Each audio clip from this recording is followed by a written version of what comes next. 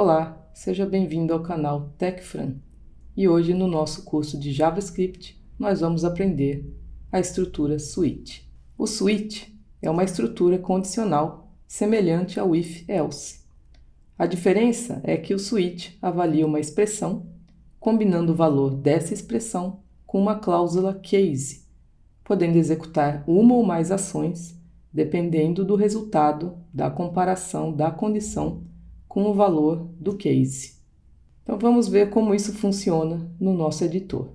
Então qual a ideia do switch case? Vamos ver como funciona a sintaxe dele. A gente escreve a palavra-chave switch, dentro dos parênteses a gente coloca um valor, e dentro do corpo do switch a gente escreve outra palavra-chave case, e a gente escreve uma condição, 2 pontos, e caso essa condição for verdadeira, essa linha vai ser executada.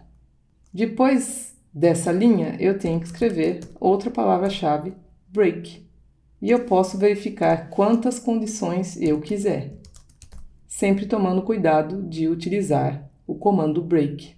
E por fim, eu termino o meu switch case com uma ação default. O que significa o default? Se nenhuma condição dessas que eu escrevi for verdadeira, o código vai executar a condição que está escrito no default. O default é o único que a gente não precisa colocar o break. Por que a gente precisa utilizar o break após cada condição? Porque se a condição for verdadeira, o código deixa de ser executado no break. Ele sai do meu switch e continua adiante caso tenha mais linhas de código abaixo do meu switch. Se eu não utilizar o break, mesmo que essa condição seja verdadeira, ele vai tentar verificar as outras condições. Então, a palavra-chave break é importantíssima quando a gente trabalha com a estrutura switch.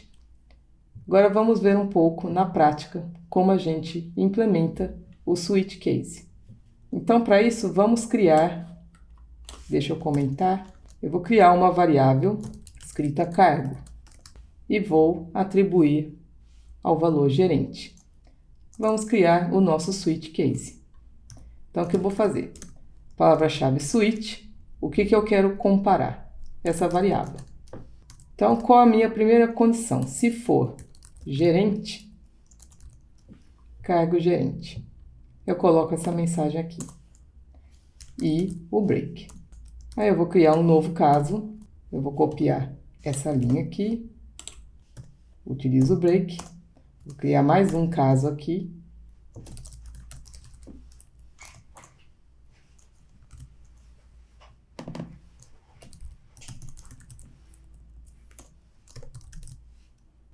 E no meu default, eu simplesmente vou escrever uma outra mensagem e vamos salvar. Você viu que eu não precisei chamar o switch, ele já executou assim que eu salvei. Então, o que ele fez? O switch comparou o conteúdo da minha variável gerente e comparou esse conteúdo com esses casos aqui. Logo, nesse primeiro, ele já encontrou. Vamos mudar aqui o valor do nosso cargo. Veja que ele pulou esse primeiro caso, executou esse segundo. E graças ao break, ele não executou mais nenhum. E por fim, eu vou mudar para presidente. Quando eu salvar, veja que ele executou essa linha aqui. Se eu esquecer o break aqui, ele vai executar essas duas linhas de baixo aqui. Ele vai executar essa linha, ele vai continuar e vai executar essa linha final. E se eu colocar aqui qualquer outra palavra, veja que olá não tem nada a ver com essas outras palavras, então todos esses cases vão retornar falso, não vão ser executados, e o que vai ser executado é o default, nenhum cargo encontrado. Assim funciona a estrutura switch case. Então é isso, pessoal, eu espero que vocês tenham gostado dessa aula. Qualquer dúvida, é só colocar nos comentários. Se vocês gostaram desse canal, eu peço que, por favor, se quiserem, se inscrevam e até a próxima aula.